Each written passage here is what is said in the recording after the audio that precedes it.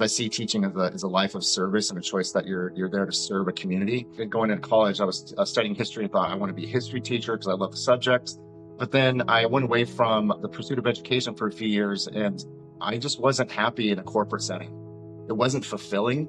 And I spent some time thinking about really what is my impact of the legacy that I want on my life. It really was an evolutionary process. I spent a year teaching English in El Salvador. After I spent my time in El Salvador, I knew there was a need to have service built into my life. And when I started to date my now wife, who is an educator here locally in Orange County, I saw what she was doing and the impact that she had on lives. And as I always say, I went back to plan A. But when I went back to plan A, it wasn't about I want to be a history teacher. I think something had shifted and I'd grown and matured over the last few years. And the idea is I wanted to teach students. And I think that was super important for my transition into becoming a teacher and an educator, that my focus wasn't on my subject anymore, but how do I support them in their development as young adults and pursuit of college or career. In my educational experience prior to AVID, I'd always been at an AVID school site, but I wasn't an AVID teacher yet. And what I had noticed from the get-go at my campus is that the AVID students were something special and something different. It was this sense that, hey, we're a little unit here. We got an hour together each day, and we're going to build this relationship as we learn together. And AVID wasn't just that 1 hour for that 1 year, but you could see this was a whole huge family of like 500-600 students that were all in this together. It was just this sense of these students who really wanted to be their best, which was inspiring. And then I got a knock on the door and said, hey, we're looking to expand. We have some more classes. Are you interested in teaching AVID? And it was like, yes, sign me up. Absolutely, 100%. And that's where my journey began.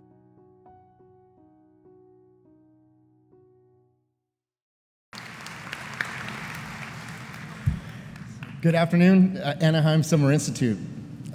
After spending years looking up at this stage, it's really, truly quite overwhelming looking out into the sea of incredible educators. And you are incredible. You're incredible because you showed up here this summer with the intention of learning and growing to better serve your students. And you're incredible because you show up to your classes and your classrooms every day, push all those distractions in the world to the side, and give your full heart and intention to those students in front of you. To be honest, I am a bit nervous to be up on the stage. Not so much from stage fright, though there are really, really a lot of you out here. But I'm nervous because I'm not here to share my story. I'm here to share the story of my students and my colleagues at my campus, Santiago High School. First, if time permitted, I wish we could take a field trip, short 3 miles down Harbor Boulevard to my campus.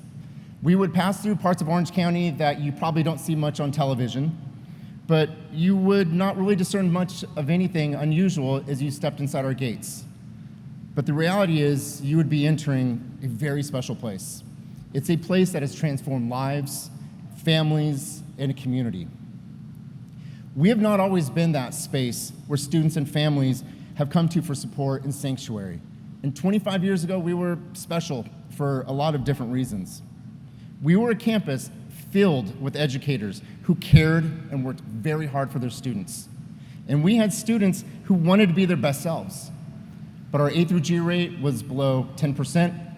Our honors and AP courses served the same 30 students, and our high school graduation was really final academic aspiration for most of our seniors.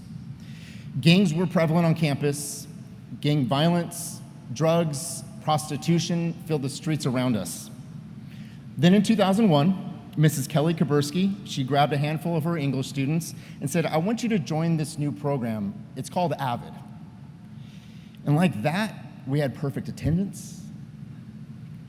Our fights were just non-existent. Really, the locker rooms smelled better. Our campus was transformed, except, of course, it wasn't.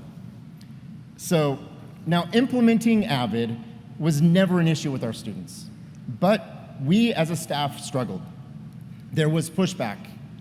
Doors were closed. Wicker was a dirty word. AVID school-wide, not really so much. However, at Santiago High School, we live by a motto: believe in the students until they believe in themselves. We borrowed this from our dear colleague, Lloyd Stone, who pioneered AVID and AVID Excel at Doig Intermediate, our feeder school.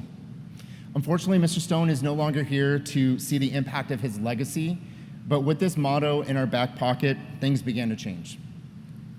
So you see, belief was a beginning, but commitment to our students and to each other to be our best, to strive to make an impact, to raise expectations, and then hold students to those expectations, that is where our success began to germinate.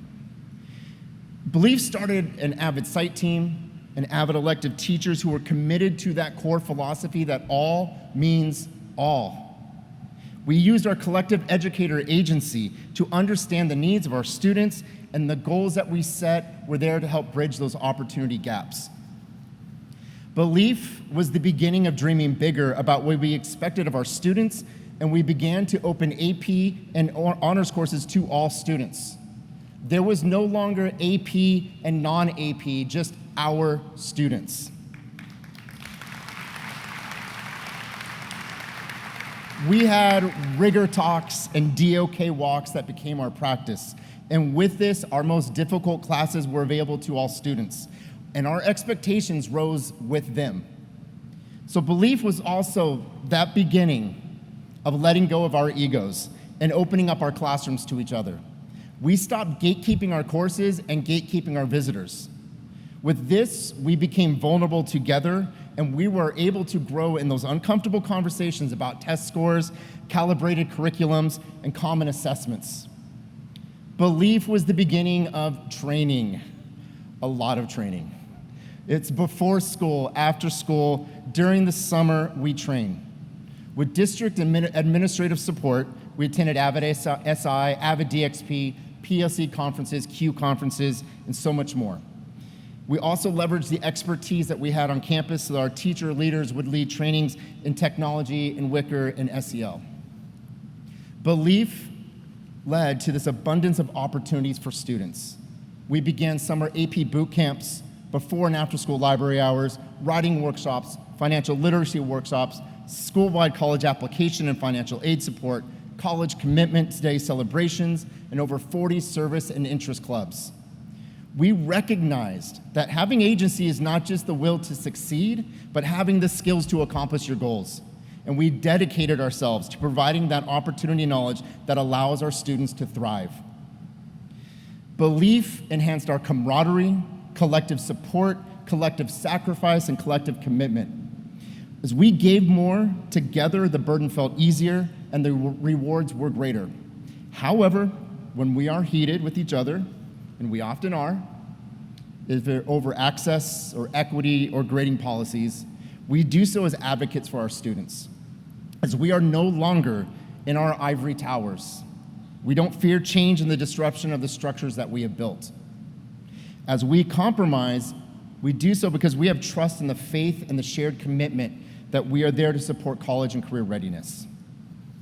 Finally, belief led to the same school demographics from 25 years ago to maintain a school-wide A through G college acceptance or ability, called A through G rate of over 55%. A Hispanic A through G rate of 47%, and 30% of our students completing an AP course. As we now have college graduates from nearly every UC, Cal State, the Ivy League, and more.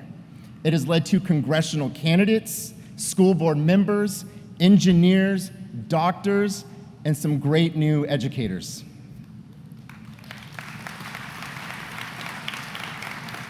Are we tired? Yes. Stressed? For sure. Overwhelmed and overburdened? Most definitely. But we are all of these things together, and life is better together.